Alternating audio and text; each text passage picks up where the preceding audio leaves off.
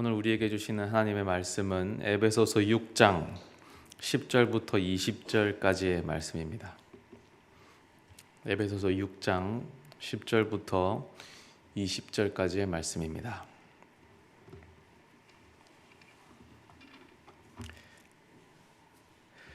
하나님의 말씀을 한 목소리로 봉독하시겠습니다. 끝으로 너희가 주 안에서와 그 힘의 능력으로 강건하여지고 마귀의 관계를 능히 대적하기 위하여 하나님의 전신갑주를 입으라. 우리의 씨름은 혈과 육을 상대하는 것이 아니요 통치자들과 권세들과 이 어둠의 세상 주관자들과 하늘에 있는 악의 영들을 상대함이라. 그러므로 하나님의 전신갑주를 취하라. 이는 악한 날에 너희가 능히 대적하고 모든 일을 행한 후에 서기 위함이라. 그런즉 서서 진리로 너희 허리띠를 띠고 의의 호심경을 붙이고 평안의 복음이 준비한 것으로 신을 신고 모든 것 위에 믿음의 방패를 가지고 이로써 능히 악한 자의 모든 불화살을 소멸하고 구원의 투구와 성령의 검 곧 하나님의 말씀을 가지라. 모든 기도와 간구를 하되 항상 성령 안에서 기도하고 이를 위하여 깨어 구하기를 항상 힘쓰며 여러 성도를 위하여 구하라. 또 나를 위하여 구할 것은 내게 말씀을 주사 나로 입을 열어 복음의 비밀을 담대히 알리게 하옵소서 할 것이니 이 일을 위하여 내가 쇠사슬에 매인 사신이 된 것은 나로 이 일에 당연히 할 말을 담대히 하게 하려 하심이라. 아멘. 오늘은 제가 귀신 이야기로 시작을 하려고 합니다. 제가 처음 귀신을 만난 것은 고등학생 때였습니다. 저기 아기가 있어가지고 고등학생 때 성령 체험을 하고 한창 기도에 열중할 때였습니다. 그때는 제가 하루에 3시간이고 4시간이고 학교를 마치면 교회 다니던 교회 예배당으로 가서 밥 먹는 것도 있고 계속 기도에 몰입해서 열중을 했습니다. 밤이 되도록 밤늦게까지 기도를 했죠. 고등학생이니까 당연히 야간 자율학습을 가야 되는데 자율학습도 빼먹고 계속 앉아서 기도만 했습니다. 그러던 어느 날 기도하는 중에 귀신을 만났습니다. 만났다기보다 이제 소리로 만났는데 발자국 소리가 들리더라고요. 그 예배당이 작았습니다. 작은 닭장을 개조한 예배당이었고 예배당 하나가 덩그러니 있는 곳이었는데 처음에는 제가 예배당 앞에서 요 앞에서 기도를 하고 있었고 저 뒷문 바깥을 자꾸만 누가 왔다 갔다 하는 겁니다. 흙밭이었는데 슬리퍼를 신고 배회하는 소리가 들렸습니다. 이 기도가 방해가 되니까 쳐다봐도 보이지는 않는데 한 30분 정도를 자꾸만 왔다 갔다 하는 소리가 들렸습니다. 그러다가 어느 순간 그 발자국 소리가 분명히 밖에 있었는데 문을 여는 소리도 없었으나 예배당 안으로 딱 들어오는 소리로 바뀌었습니다. 발자국 소리가 흙을 밟는 소리에서 그 예배당이 장판 바닥이었는데 장판 바닥을 밟는 소리, 맨발로 밟는 소리로 딱 바뀐 거였습니다. 깜짝 놀랐죠. 돌아봤는데 아무도 없었습니다. 그리고 그 뒤부터 이 발자국이 예배당 뒤를 왔다 갔다 하는 거였습니다. 제가 기도를 하는데 너무 신경이 쓰이고 그리고 얘는 계속 뒤를 왔다 갔다 하면서 느낌이 있죠. 얘가 나를 지켜보고 있구나. 왔다 갔다 하고 저는 기도는 하지만 뒤만 계속 신경 쓰이고 그러다가 제가 여기 앉아 있었는데 어느 순간 얘가 가운데 통로에 딱 멈춰 서는데 저도 심장이 같이 멈추는 줄 알았습니다. 그리고 얘가 순간 발자국 소리죠. 순간 저한테 와다다닥 뛰어오는 겁니다. 제가 소리를 으악 지르면서 그냥 별일 없었어요. 그냥 성경책을 들고 그 길로 주랭랑을 쳐서 도망을 쳤습니다. 그렇게 끝이 났습니다. 고등학생 때였는데 기숙사에 들어갔습니다. 제가 기숙사 생활을 했거든요. 그러고 들어갔는데 확 뛰어갔죠. 완전 도망을 쳤죠. 밤이었는데 너무 무서웠습니다. 그리고 들어갔는데 너무 분하고 억울한 겁니다. 내가 졌다라는 생각이 들었어요. 내가 졌다. 너무 분해서 그때 제가 간절히 기도했던 것이 하나님, 이제 한 번만 귀신을 더 만나게 해주십시오. 제가 한 번만 더 만나면 그때는 처음이어서 뭐 예수 그리스도 이름으로 물러라 이런 기도도 못했습니다. 그냥 뭐 기억해 보면 거의 아무 기도도 못하고 가만히 계속 신경 썼던 것 같아요. 제가 한 번만 더 만나면 그리스도 이름으로 한번 제가 무찔러 보겠습니다 라고 기도를 했던 것 같아요. 그 기도가 응답된 것인지 제가 대학생이 된 이후에 태국으로 단기 선교를 갔다가 이 귀신을 또 만납니다. 거기에서 이제 축기라는 것을 경험해 봤는데 사실 그 경험 자체가 저는 하나님의 은혜였죠. 제가 나중에 이성적으로 하나님을 찾고 뭘 하고 뭘 했는데 하나님을 거부하고 아무리 발버둥을 쳐도 제가 영적인 세계를 인정하는 것이 이런 경험들이 있었기 때문에 그 세계를 제가 거부할 수가 없는 겁니다. 제가 이런 얘기를 드린 것은 오늘 이 본문이 마귀를 대적하는 싸움에 대한 본문이고 영적 전쟁에 대한 본문입니다.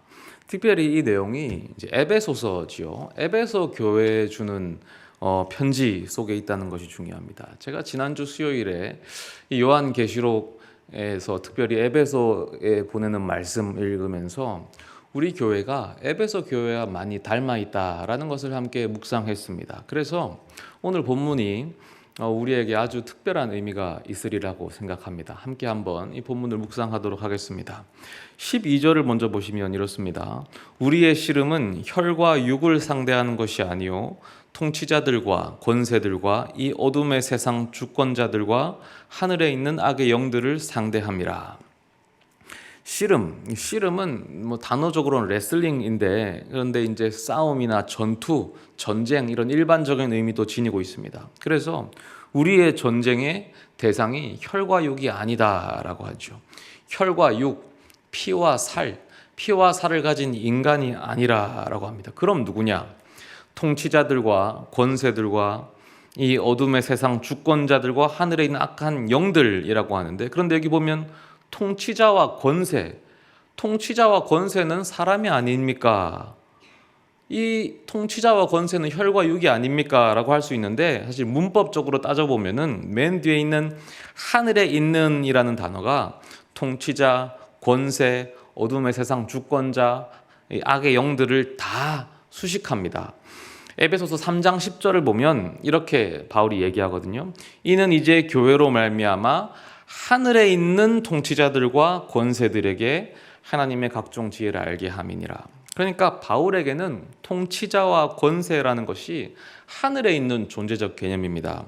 그래서 우리의 적은 하늘에 있는 존재가 됩니다. 이 전쟁을 할 때에는 제일 처음에 적이 누구인가가 중요합니다. 주적 개념이 중요하거든요. 우리가 누구와 싸워야 하는가를 설정하는 게 아주 중요합니다. 제가 이 장교 출신입니다. 군 생활을 장교로 했는데 장교로 하면 이제 보직이 있거든요. 제가 정훈 장교였습니다. 정훈 장교가 뭐 하는 건지 아십니까? 우리 이제 여성분들은 잘 모르겠지만 정훈 장교가 하는 일이 있습니다. 정훈 장교는 아침에 출근하면 이제 저는 중위로 전역했는데 대위들하고 소령들, 이 선배들이죠. 아침에 이제 커피 타는 일을 합니다. 커피를 이제 맥심 커피를 잘 타줘야 되고 그 다음에 이제 연대장님이 오시기 전에 이 지휘소에 파리를 잡습니다.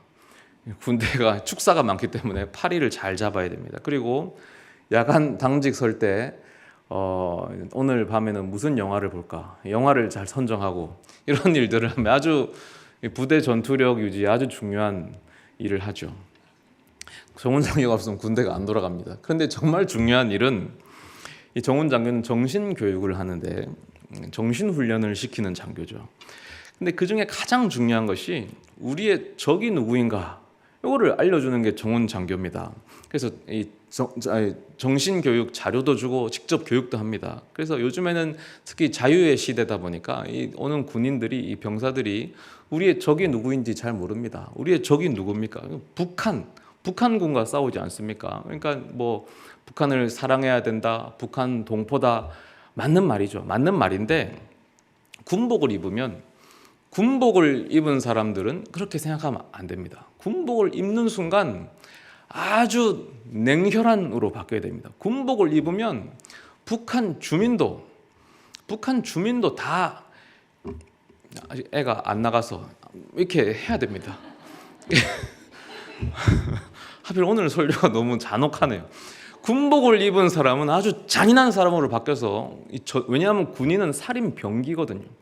우리가 군발이 하지만 사실 그런 존재가 아닙니다. 군복을 입으면 북한 주민들도 전쟁 나면 다 총 듭니다. 노인들도 다 총 들고 여자들도 다 총을 들기 때문에 군인들은 전부 북한 주민이고 뭐고 여자고 아이고 어른이고 다 이런 대상으로 봐야지, 너네는 절대 사랑하면 안 돼를 가르치는 게 정훈 장교고 제가 하는 일이었습니다. 제가 아주 잘했어요. 저는 군단의 최우수 장교로 선발돼서 상도 받고 여기저기 불려다니고, 저는 심지어 민간인 위탁 교육도 하고, 이것도 제가 돈 받고 했습니다. 원래 군인은 돈 받으면 안 되는데 스페셜리스트였습니다. 아주 잘했다는 소리죠. 오늘도 제가 일종의 정신 교육을 하는 겁니다. 하나님의 정훈 장교로서. 그러니까 우리의 적이 누군가? 적이 누구냐? 우리가 영적 전쟁을 하는 성도라면 적이 누군지를 알아야 된다. 우리가 이제 군인이거든요. 적이 누구냐? 적이 누구죠? 혈과 육이 아니다라는 겁니다. 바울이 우리의 씨름은 혈과 육을 상대하는 것이 아니요 하늘에 있는 악한 영들과 하늘에 있는 존재들을 상대하는 것이다 라고 분명히 했습니다. 그런데 왜 우리는 자꾸 혈과 육을 상대하느냐라는 겁니다. 우리가 신앙생활을 돌아보면 우리가 무엇으로 갈등을 빚습니까? 우리가 어려워하고 미워하는 대상이 누굽니까? 그놈의 사탄, 그 영적 존재, 그 사탄 때문에 죽겠어 라고 우리가 고민합니까? 아니죠. 우리가 힘들어하고 어려워하고 하는 것이 다 사람 때문입니다. 사람이 밉고 사람이 싫고 사람 때문에 어렵고 사람 때문에 실족합니다. 우리는 혈과 육과 싸우고 있습니다. 주적 개념이 잘못되어 있다라는 이야기입니다. 시작부터 뭔가 어긋나 있죠. 적을 바로 알아야 되는 거예요. 지피지기면 백전백승이다 라고 하거든요. 적을 알아야지 어떻게 싸울지 전략을 세웁니다. 우리나라 군대의 작전계획, 작계라고 있거든요. 이게 다 작전계획이 그냥 세우는 게 아니라 북한군이 어떻게 싸울지를 보고 세우는 겁니다. 이것이 큰 틀에서부터 작은 틀까지 전부 북한군의 계획에 맞춰서 세워진 겁니다. 첩보를 통해서 북한군 작전 계획 우리가 다 압니다. 그래서 전쟁이 나면 북한군이 이렇게 싸우니까 우리는 이렇게 싸운다라고 대응해서 맞춥니다. 심지어 탱크 한 대를 만들어도 북한군은 탱크 사거리가 몇 킬로니까 우리는 그것보다 좀 더 길게 만들자, 이렇게 해서 만드는 겁니다. 아주 작은 병사 한 명이 총검술도 북한군 총검술은 찌르기를 이렇게 하니까 우리는 이렇게 막아야지 라고 만들어진 게 총검술입니다. 전부 다 북한군, 우리의 적이 이렇게 싸우니까 우리는 이렇게 싸운다라고 맞춰져서 다 작전 계획이 세워집니다. 영적 전쟁도 마찬가지입니다. 우리가 사람과 싸울 때와 영적 존재와 싸울 때는 계획이 완전히 달라집니다. 그러니까 우리가 주적이 다르면 적 개념이 바로 서지 않으면 이 전쟁에서 승리할 수가 없는 것입니다.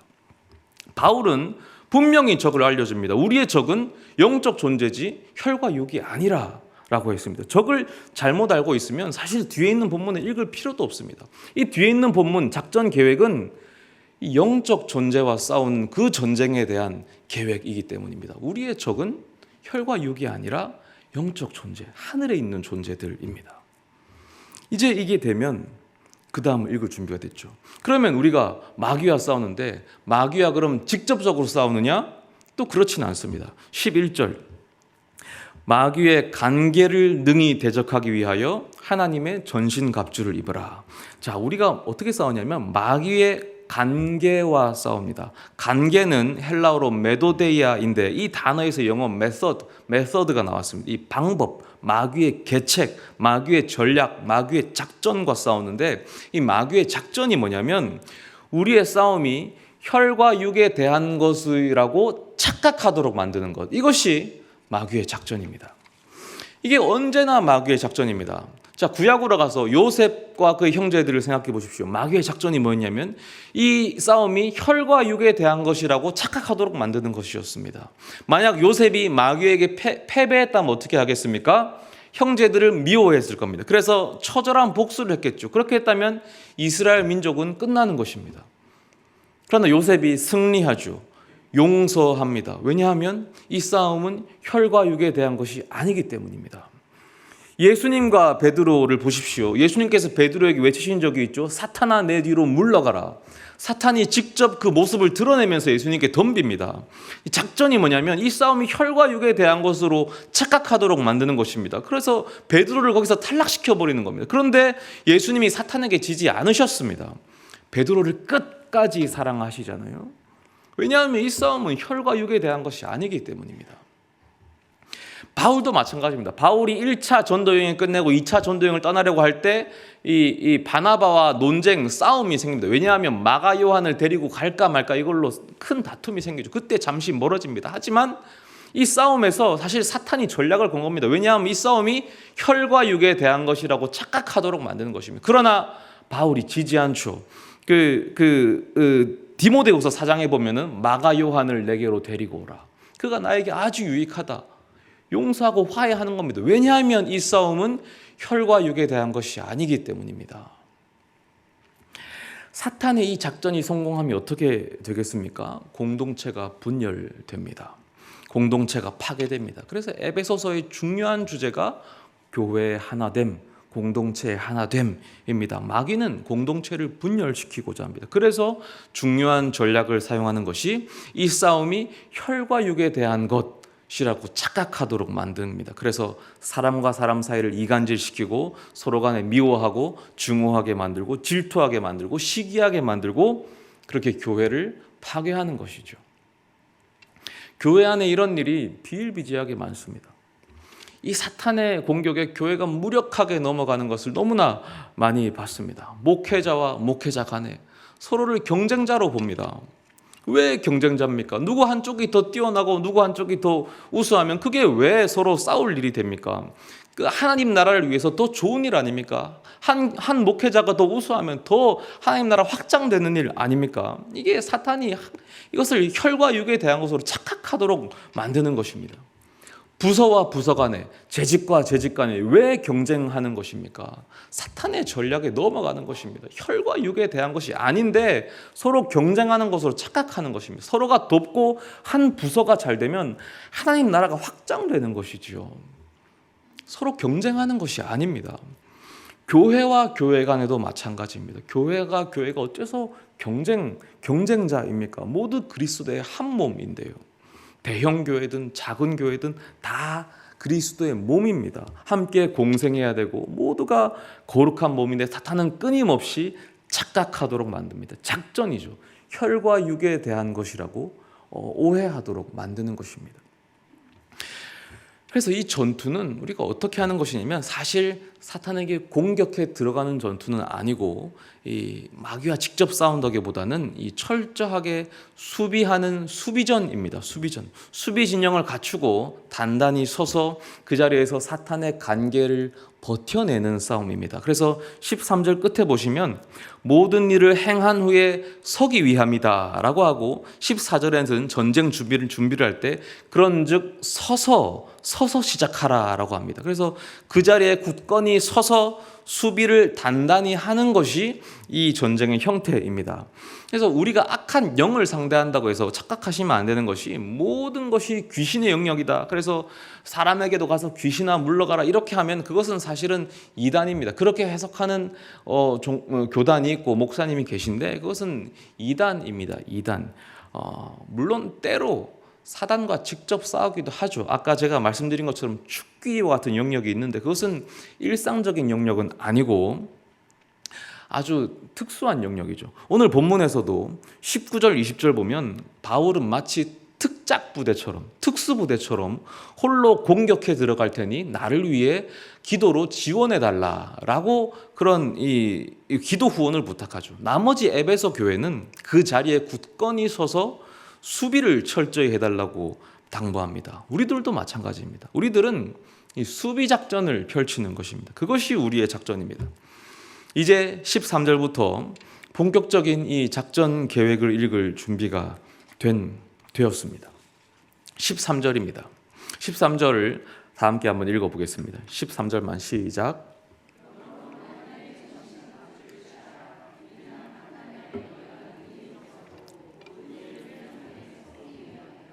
자, 그래서 우리가 가진 무기, 이 전신갑주인데요. 바울은 마귀와 영적 전투를 실제 전투랑 비교하면서 당시 로마 군인들이 전쟁에 나갈 때 착용해야 했던 이 전신갑주를 예로 듭니다.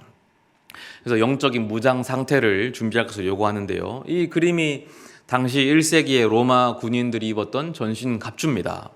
자, 진리의 허리띠가 사실은 띠라기보다는 앞에 이렇게 보호대가 있는 저 허리띠가 있고요. 그 다음에 의의 호심경은 이 가슴팍에 넓게 차고 있는 그 가슴 갑옷과 같은 저 전체가 의의 호심경입니다.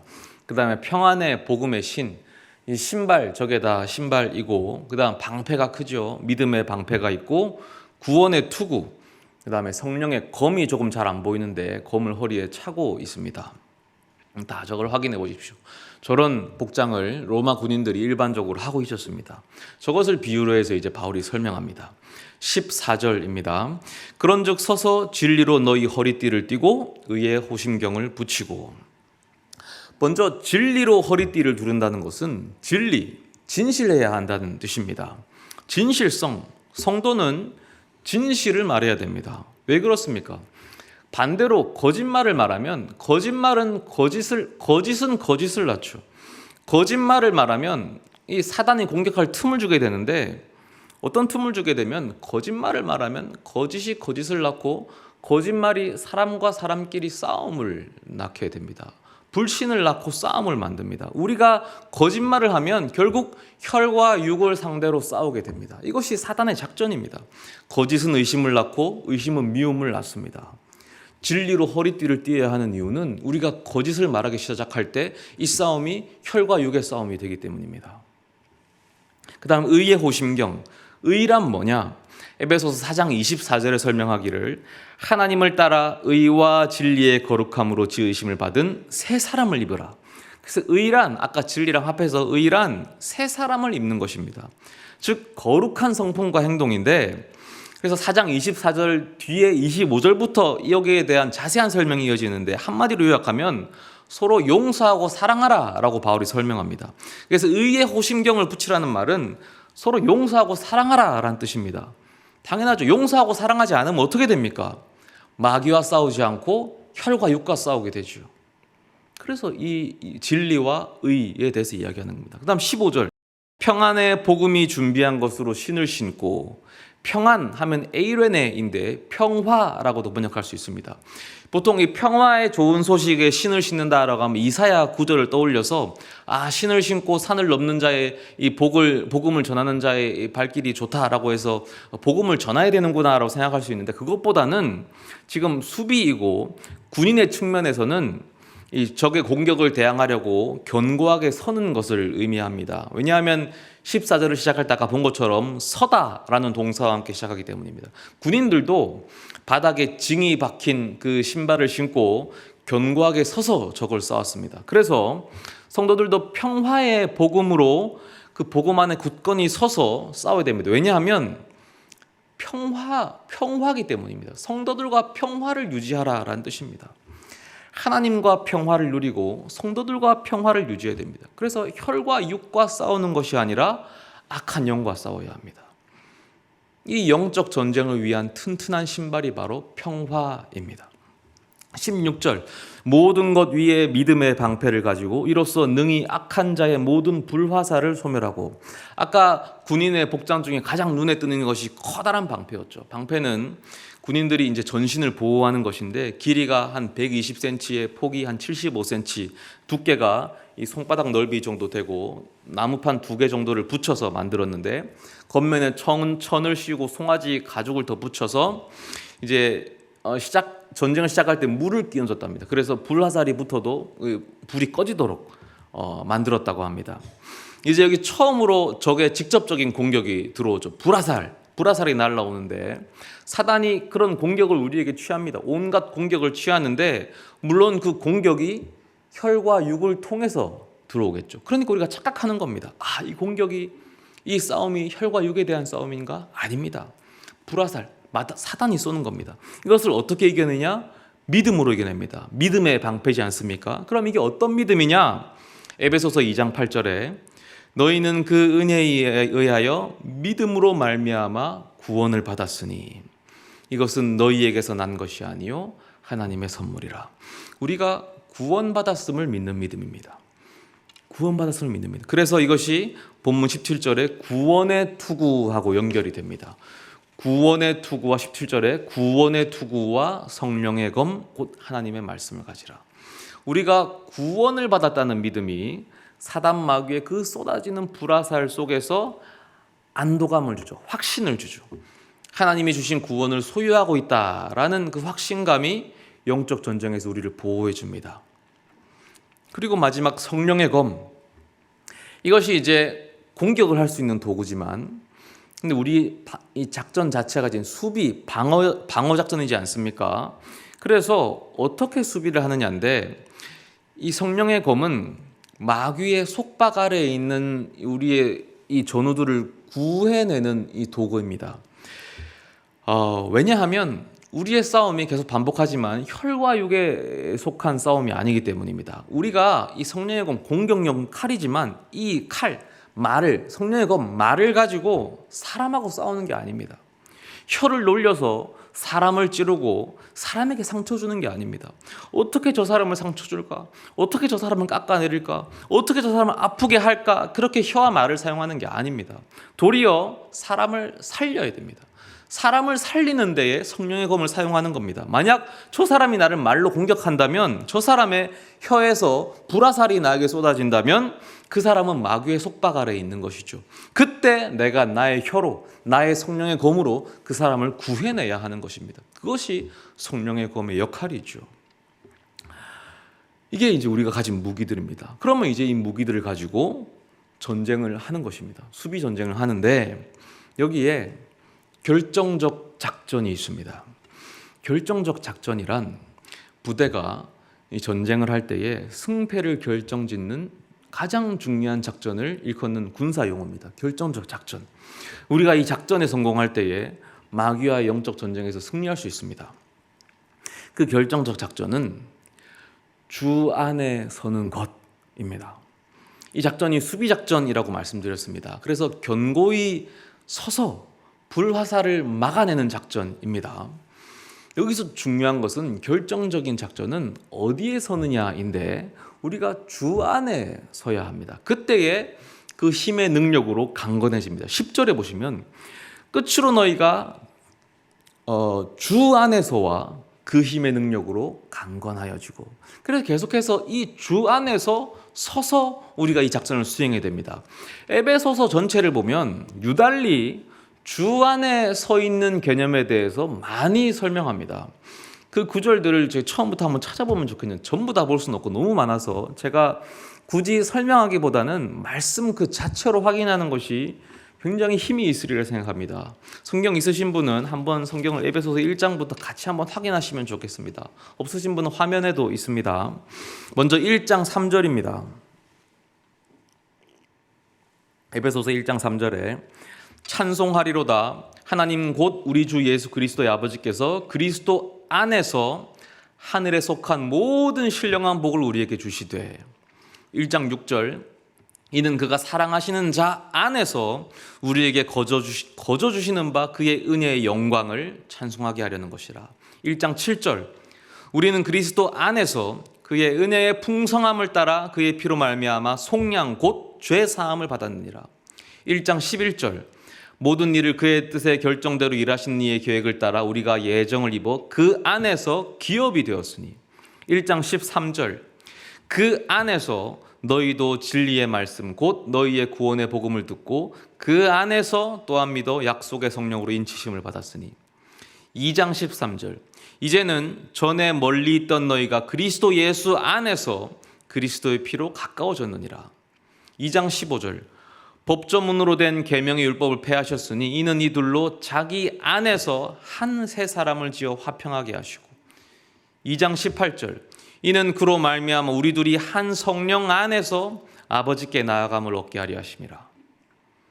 2장 22절 너희도 성령 안에서 하나님이 거하실 처소가 되기 위하여 그리스도 예수 안에서 함께 지어져 가느니라. 3장 6절 이는 이방인들이 복음으로 말미암아 그리스도 예수 안에서 함께 상속자가 되고 함께 지체가 되고 함께 약속에 참여하는 자가 됨이라. 3장 12절 우리가 그 안에서 그를 믿음으로 말미암아 담대함과 확신을 가지고 하나님께 나아감을 얻느니라. 마지막으로 5장 8절 너희가 전엔 어둠이더니 이제는 주 안에서 빛이라. 빛의 자녀들처럼 행하라. 너무 놀랍지 않습니까? 주 안에 거하는 것만으로 쏟아지는 복과 능력이 상상을 초월할 정도로 많습니다.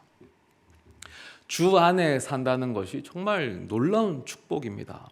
그것을 가볍게 생각하면 안 됩니다. 우리가 주 안에 있다는 것이 얼마나 놀라운 축복인지 깨달으시기 바랍니다. 주 안에 있을 때 하늘에 있는 모든 신령한 복을 받습니다. 주 안에 있을 때 은혜와 영광을 거저 받습니다. 주 안에 있을 때 죄사함을 받습니다. 주 안에 있을 때 하나님의 기업이 됩니다. 주 안에 있을 때 성령으로 인치심을 받고 주 안에 있을 때 멀리 있던 우리가 하나가 됩니다. 뿐만 아니라 하나님 아버지께 나아갈 수 있게 되고 하나님 아버지의 처소가 되고 약속에 참여하는 자가 되고 죄인이었던 우리가 이제 담대함을 입어서 확신을 가지고 하나님 앞에 설 수 있게 됩니다. 그래서 더 이상 어둠이 아니라 우리가 빛이 되고 빛의 자녀들처럼 행하게 됩니다. 이것이 주 안에 거하는 자들이 얻게 되는 힘의 능력입니다. 그래서 우리가 이 사단 마귀를 대적하는 이 영적 전쟁의 승리 비결은 주 안에 서는 것입니다. 주 안에 서야 됩니다. 과연 내가 어디에 서 있는지 그것을 살피셔야 됩니다. 주 안에 서 계십니까? 여러분 주 안에 서 계십니까? 여러분 어디에 서 계십니까? 바로 우리가 주 안에 서 있지 않습니까? 주 안에 있는 자들을 성도라고 부르지 않습니까? 우리는 주 안에 서 있습니다. 그러니 이 모든 복과 능력이 우리 것입니다. 이 모든 능력이 우리에게 약속되었고 다 우리들 것입니다. 믿으십니까? 그렇기 때문에 이 영적 전쟁을 이길 수 있을까요? 없을까요? 이길 수 있습니다. 충분히 이깁니다. 못 이길 수가 없습니다. 다 약속되었고 우리에게 누릴 수 있는 것입니다. 주 안에 있는 우리들은 이 전쟁을 이기고도 남습니다. 그러나 선줄로 생각하는 자들은 넘어질까 주의하라 하셨죠. 그 안에서 넘어질 수 있습니다. 그러니 기도하셔야 되는데 18절에 오늘 본문 18절에 모든 기도와 간구를 하되 항상 성령 안에서 기도하고 이를 위하여 깨어 구하기를 항상 힘쓰며 여러 성도를 위하여 구하라. 이것이 우리의 할 일인 것입니다. 주 안에 서 있는 우리 성도들의 할 일, 기도와 간구입니다. 성령 안에서 기도하십시오. 나 자신을 위해 기도할 뿐 아니라 옆에 있는 성도, 또 여러 성도, 교회를 위해서 기도하십시오. 그 기도가 우리를 서게 하는 것입니다. 그 기도가 우리 교회를 살리는 것입니다. 그 기도가 주 안에 있는 우리 모든 성도를 승리하게 하고 그 기도가 우리 교회를 승리하게 합니다. 마귀는 성도의 상대가 될 수가 없습니다. 왜냐하면 성도는 주 안에 있기 때문입니다. 우리 함께 찬양하시겠습니다.